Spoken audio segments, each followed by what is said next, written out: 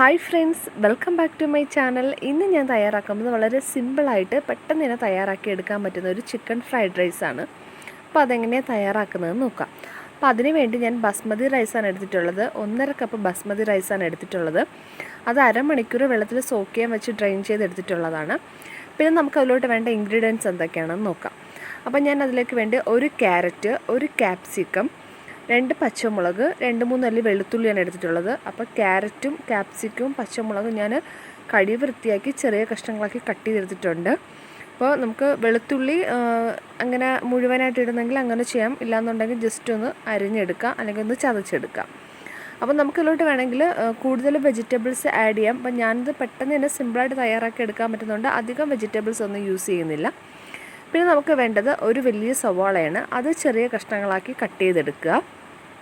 പിന്നെ നമുക്ക് വേണ്ടത് ചിക്കൻ്റെ പീസസാണ്. അപ്പം ഞാനിവിടെ ഒരു 5 കഷ്ണം ചിക്കൻ പീസസ് എടുത്തിട്ടുണ്ട്. വലിയ കഷ്ണമാണ്. അപ്പോൾ നമുക്കിത് വേവിച്ചെടുക്കണം. അപ്പോൾ അതിന് വേണ്ടി കുറച്ച് ചിക്കൻ പീസസ് എടുക്കുക. പിന്നെ നമുക്കിതിലോട്ട് വേണ്ടത് കുരുമുളക് പൊടിയാണ്. അപ്പോൾ ഞാൻ കുരുമുളക് പൊടി എടുത്തിട്ടുണ്ട്. നമുക്കിതിൻ്റെ മെയിൻ ഇൻഗ്രീഡിയൻ്റ് എന്ന് പറയുന്നത് കുരുമുളകാണ്. അപ്പോൾ കുരുമുളക് പൊടി എടുത്തിട്ടുണ്ട്. പിന്നെ നമുക്ക് വേണ്ടത് ഒരു നാരങ്ങയാണ്. അപ്പോൾ നാരങ്ങയുടെ ഇപ്പോൾ ഒരു നാരങ്ങ എടുത്തിട്ടുണ്ട്, അതിൻ്റെ പകുതി മതി.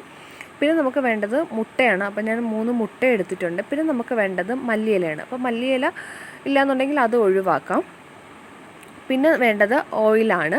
അപ്പോൾ ഓയിൽ നമുക്ക് വെളിച്ചെണ്ണ പോയിട്ട് വേറെ ഏത് ഓയിലായിരുന്നാലും എടുക്കാം. പിന്നെ ഉപ്പ് വേണം.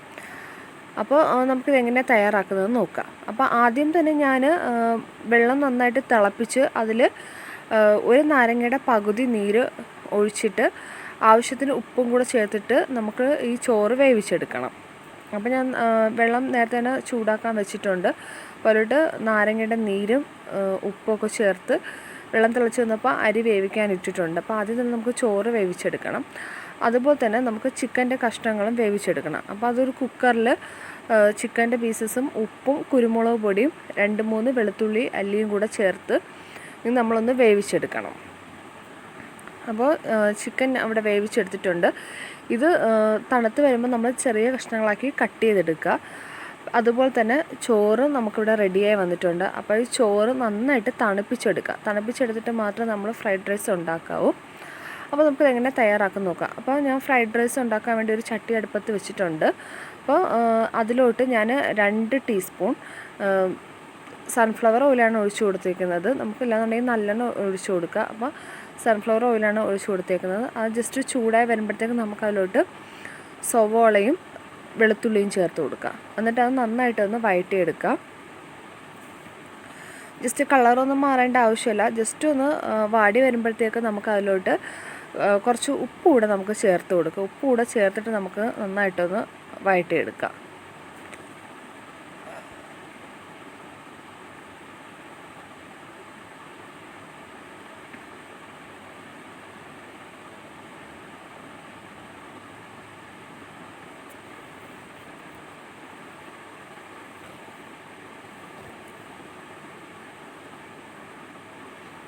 ഇനി നമുക്കിതിലോട്ട് കട്ട് ചെയ്ത് വെച്ചിട്ടുള്ള ക്യാപ്സിക്കവും ക്യാരറ്റും പച്ചമുളകും ചേർത്ത് കൊടുക്കാം.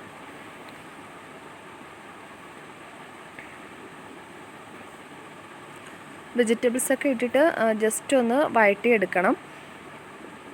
നന്നായിട്ട് കുക്ക് ചെയ്യേണ്ട ആവശ്യമില്ല, ഒരു ഹാഫ് കുക്കായാൽ മതി. അപ്പോൾ ക്യാപ്സിക്കവും ക്യാരറ്റൊക്കെ ഏകദേശം വഴണ്ടി വന്നിട്ടുണ്ട്. നമുക്കിന്ന് ഇനി നമുക്ക് ഇതിലോട്ട് മുട്ട ചേർത്ത് കൊടുക്കണം. അപ്പോൾ ഞാൻ എടുത്തിട്ടുള്ള 3 മുട്ട പൊട്ടിച്ചെടുത്തിട്ടുണ്ട്. അതിലോട്ട് 1/2 ടീസ്പൂൺ കുരുമുളക് പൊടി, ആവശ്യത്തിന് ഉപ്പും കൂടെ ചേർത്തിട്ട് നന്നായിട്ടൊന്ന് ബീറ്റ് ചെയ്തെടുക്കുക.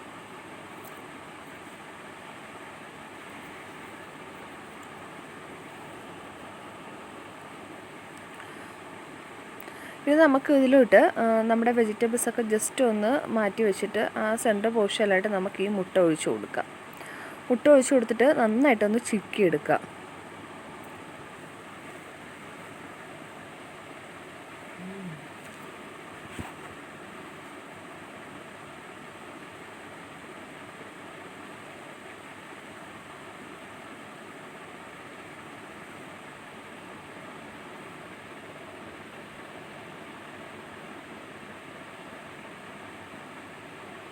ഇത് നമുക്കിത് വെജിറ്റബിൾസൊക്കെ ആയിട്ട് നന്നായിട്ടൊന്ന് മിക്സാക്കി എടുക്കാം.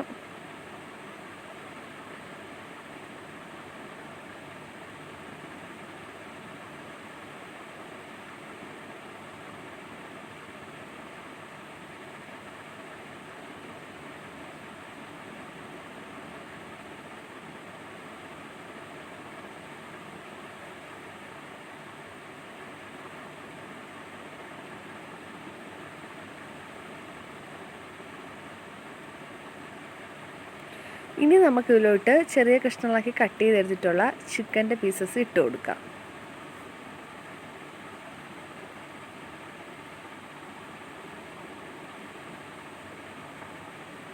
അതോടിട്ട് നന്നായിട്ടൊന്ന് മിക്സ് ചെയ്യുക.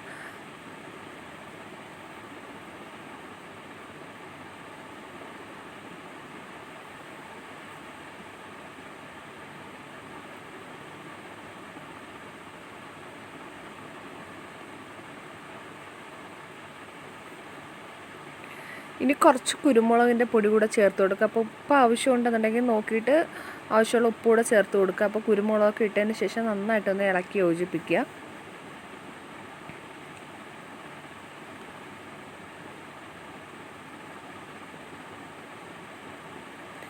ഇനി നമുക്ക് ഫ്ലെയിം ഓഫ് ചെയ്തിട്ട് നമ്മൾ തണുക്കാൻ വെച്ചിട്ടുള്ള ചോറ് നമുക്ക് ഇതിലോട്ട് ഇട്ട് കൊടുക്കാം. അപ്പോൾ ചോറിട്ട് കൊടുത്തിട്ട് നന്നായിട്ടൊന്ന് മിക്സ് ചെയ്തെടുക്കുക.